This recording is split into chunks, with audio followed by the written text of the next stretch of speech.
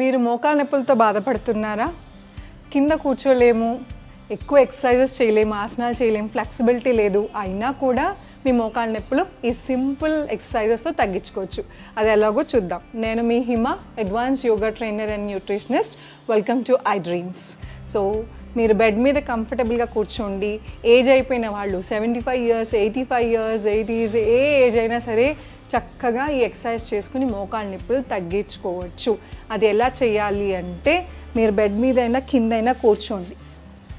ఇలా కాళ్ళు చాపుకుని, మోకాళ్ళ నొప్పులు ఉన్న వాళ్ళకి ఇంత దగ్గరికి రాదు, సివియర్ నీ పెయిన్స్ ఉన్న వాళ్ళకి, బట్ స్పైన్ స్ట్రైట్ వెన్నపూస మాత్రం నిటారుగా ఉంచండి. ఇక్కడ దాకా వస్తే ఇక్కడ దాకా, ఎంత దగ్గరికి వస్తే అంత దగ్గరికి. వేళ్ళని ఇలా పైకి లిఫ్ట్ చేసి మీ కాళ్ళ వేళ్ళని ఇలా ప్రెస్ చేయండి. 1 2 3. బాగా మోకాళ్ళ నొప్పులు ఉన్న వాళ్ళకి వేళ్ళు ప్రెస్ చేయగానే ఇక్కడ మోకాళ్ళు నొప్పి వస్తుంది, బట్ ఏమీ కాదు, చేయగా స్లోగా తగ్గిపోతుంది. అలానే కుడి కాలుతో ఇలా కాలు ఫోల్డ్ చేసుకుని వేళ్ళని మాత్రమే ప్రెస్ చేయండి. ఇది ఎంత దగ్గర తీసుకొస్తే అంత ఎఫెక్టివ్గా పనిచేస్తుంది. కానీ బాగా మోకాలు నొప్పి ఎక్కువ ఉంది, మోకాలు గుజ్జు అరిగిపోయింది, లేకపోతే స్వెల్లింగ్ ఉంది అనుకున్న వాళ్ళకి కొంచెం దూరంలో పెట్టి కూడా చేయొచ్చు. కానీ ఇక్కడ మడాలు కిందే ఉండాలి, వేళ్ళు పైకి ఉండాలి. ఇలాగా కుడి కాలుతో ఒక 10 times స్టార్ట్ చేసి, ఎడమ కాలుతో ఒక 10 సార్లు చేయండి. ఇలాగా పెంచుకుంటూ వెళ్ళండి. ఈరోజు 10 సార్లు చేస్తే రేపు 20 సార్లు. ఇలాగ స్లోగా పెంచుకుంటూ వెళ్తే మోకాళ్ళు స్ట్రెంగ్త్ పెరుగుతాయి. మోకాళ్ళ నొప్పులకి ఇది చాలా మంచి ఎక్సర్సైజ్. చూసారు కదా ఎంత సింపుల్గా ఉందో, కానీ అంతే ఎఫెక్టివ్గా పనిచేస్తుంది. రెండో ఎక్సర్సైజ్ చూద్దాం. దానికోసం డైరెక్ట్గా కూడా మనం చేసుకోవచ్చు. ఫస్ట్ మేము సింపుల్గా డైరెక్ట్గా ఎలా చేయాలో చూపిస్తాం. ఇలానే బెడ్ మీద కూర్చుని స్పైన్ నిటారుగా ఉంచి మోకాళ్ళు ఏవైతే ఉన్నాయో స్ట్రెంథనింగ్ చేయాలి. గట్టిగా ఒత్తినట్టు ప్రెస్ చేయండి. రిలీజ్. ఇది ఎస్పెషల్లీ ఈ మోకాలు మధ్యలో ఇక్కడ గుజ్జు అరిగిపోతుంది కదా, అలాంటి వాళ్ళకి ఇది బాగా పనిచేస్తుంది. ఖచ్చితంగా రిలీఫ్ వస్తుంది. Tighten, release, tighten, release.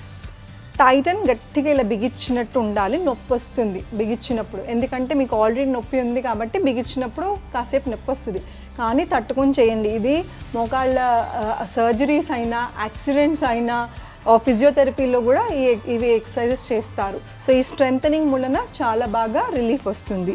And ఇంకా సివియర్గా ఉంది, టైటనింగ్ చేయలేము అనుకుంటున్న వాళ్ళు ఇలా టవల్ కానీ ఏదన్నా పిల్లో కానీ ఇలా రోల్ చేసుకుని మోకాలు కింద పెట్టుకుని చేయండి.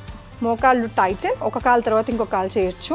మీకు ఇబ్బందిగా ఉంటే కాళ్ళు టైటన్ చేసి రిలీజ్, మళ్ళీ అగైన్ టైటన్, రిలీజ్, టైటన్ చేసి కూడా ఒక 10 seconds ఆగండి. 1 2 3 4 5 6 7 8 9 10. రిలీజ్, మళ్ళీ టైటన్. 10 seconds ఎక్కువ అవుతుందంటే 5 seconds. సో ఇది సింపుల్ ఎక్సర్సైజ్. ఇలాగే ఎడమ కాలుతో కూడా చేయండి. టైటన్, 10 కౌంట్ చేసింది, release, again Titan, release. So ఇలా చేస్తే ఖచ్చితంగా మీ మోకాళ్ళల్లో స్ట్రెంగ్త్ పెరుగుతుంది. అండ్ ఈ టైటన్ రిలీజ్ అప్పుడు మీ ఏదైతే పట్టు కోల్పోతుందో మోకాళ్ళ దగ్గర, ఆ పట్టు ఆ చుట్టూ ఉన్న మసిల్ స్ట్రెంగ్త్ పెరుగుతుంది. ఆ స్ట్రెంగ్త్ పెరిగినప్పుడు మీ మోకాళ్ళకి అది గ్రిప్ ఇస్తుంది, అంటే సపోర్ట్ చేస్తుంది. సో మీకు ఇలాగ సింపుల్ బెడ్ మీద పడుకుని ఎప్పుడు టైం దొరికితే అప్పుడు మీరు ఇలాగ కూర్చుని యోగా కోసమని ఒక అరగంట కూర్చుని కేటాయించి చేయాల్సిన అవసరం లేదు. మీరు టీవీ చూస్తూ కూడా అలాగా కూర్చుని కాళ్ళు బిగించి వదలండి. ఖచ్చితంగా మీ నడకలో తేడా వస్తుంది, నొప్పి కూడా తగ్గుతుంది.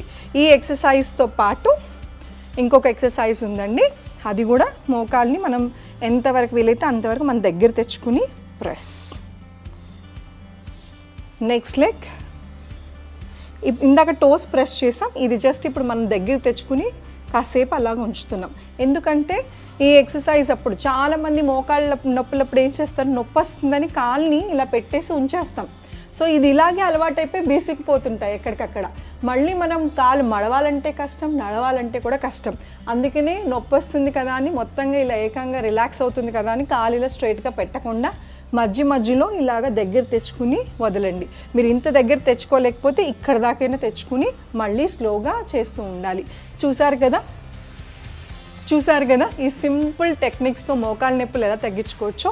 దీంతో పాటు మీరు మోకాళ్ళ నొప్పులు ఉన్నవాళ్ళు మంచి సబ్స్టిట్యూట్స్ అంటే కాల్షియం కానీ B12 డెఫిషియన్సీ కానీ ఇవన్నీ ఉంటే మందులు వేరండి, టాబ్లెట్స్ వేరు, సప్లిమెంట్స్ వేరు. రైట్ టైంకి సప్లిమెంటేషన్ మీకు దొరికితే కనుక మోకాళ్ళ నొప్పులు ఉండవు.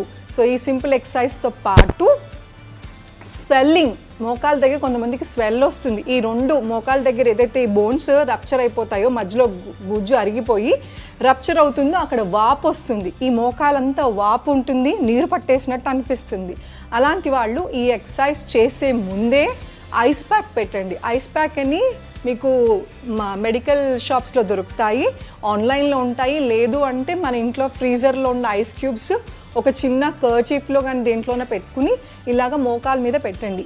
ఫస్ట్ ఆ స్వెల్ ఏదైతే ఉందో, ఉబ్బటం ఏదైతే ఉందో అది మొత్తం లాగేస్తుంది.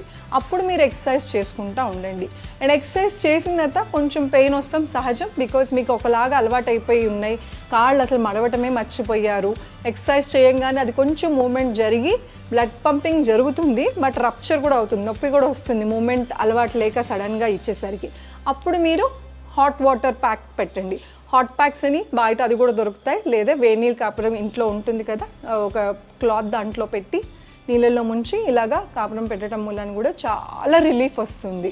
సో ఈ hot pack therapy, ice pack థెరపీతో పాటు ఈ ఎక్సర్సైజెస్, సింపుల్ ఎక్సర్సైజెస్, ఇది ఎస్పెషల్లీ ఎవరైతే కింద కూర్చోలేరు, నడవెళ్ళటం కూడా కష్టమైపోతుంది, ఏజ్డ్ అయిపోయిన వాళ్ళు, ఇలాంటి వాళ్ళకి చాలా సింపుల్గా చేసే ఒక సింపుల్ టెక్నిక్స్, ఇంట్లో చేసే ఈ సింపుల్ టెక్నిక్స్.